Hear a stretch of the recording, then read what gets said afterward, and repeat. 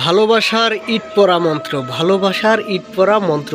ইট, মাত্র একটা ইট দিয়ে কিভাবে একটা নারীকে বশীকরণ করা যায়, একটা নারীকে বিবাহের প্রস্তাবে নিজের ইচ্ছায় বিবাহের প্রস্তাব দিবে এমন বশীকরণ করা যায় কিভাবে। মাত্র একটা ইট দিয়ে যে কোনো নারীকে আপনি যৌন উত্তেজনা সৃষ্টি করে আপনার বিছানায় নিয়ে আসতে পারবেন, এমনই একটি মন্ত্র আমি আপনাদের মাঝে আজকে শিখাবো।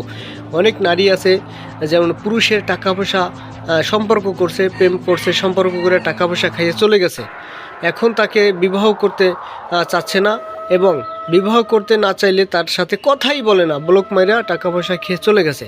এমন যদি হয়ে থাকে সেক্ষেত্রে ওই নারীকে যদি আপনি পেতে চান, ওই নারীকে যদি আপনি বিবাহ করতে চান, ওই নারীকে যদি আপনি বিবাহ করতে চান, সে বিবাহিত হোক, অবিবাহিত হোক, হিন্দু হোক, বৌদ্ধ হোক, মুসলিম হোক, যে কোনো নারীকে আপনি একটি মাত্র ইট দ্বারা বশীকরণ করতে পারবেন।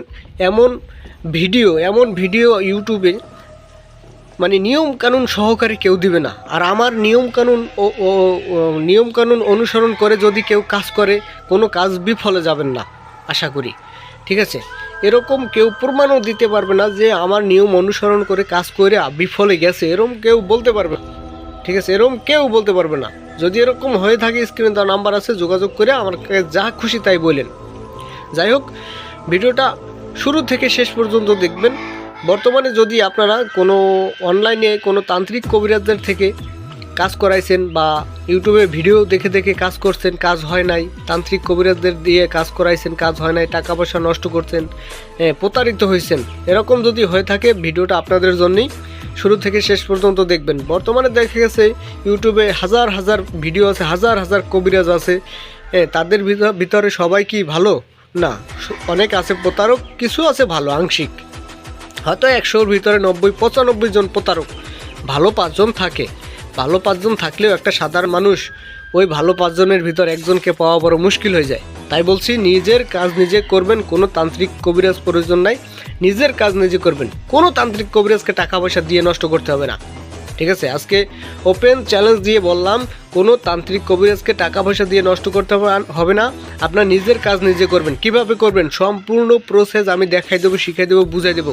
এতে কোনো টাকা পয়সা লাগবে না, আমাকে কোনো টাকা পয়সা দিতে হবে না, ঠিক আছে। জাস্ট বিনা মূল্যে আপনাদের মাঝে সব কিছু আমি শিখাই দেবো। জাস্ট আমার জন্য একটা কাজ করবেন, এটা অনুরোধ রইল, মুসলিম ভাই হিসাবে বা হিন্দু ভাই বোন হিসাবে আপনারা জাস্ট এই যে ভিডিওটা এইটা শেয়ার করবেন। এই ভিডিওটা শেয়ার করে তারপর আপনারা একটা কাজ করবেন, ভিডিওটা বেশি বেশি শেয়ার করবেন, কারণ আপনার একটা শেয়ারের মাধ্যমে, একটা শেয়ারের কারণে আরেকটা সাধারণ মানুষ যেন আমার ভিডিওটা দেখে নিজের কাজ নিজে করতে পারে, কোনো ভণ্ড তান্ত্রিকের কবিরাজের হাতে যেন না পড়ে, এতটুকু অনুরোধ রইল। যাই হোক, 3 মিনিট 4 মিনিট ভিডিওর ভিতর সব কথা কিন্তু বলা সম্ভব না, তাই স্ক্রিনে দেওয়া নাম্বার আছে, ইমো আছে, হোয়াটসঅ্যাপ আছে, কল দিতে পারেন, সরাসরি কল দিতে পারেন, কিন্তু নামাজের টাইমে কল দিবেন না, অনুরোধ রইল।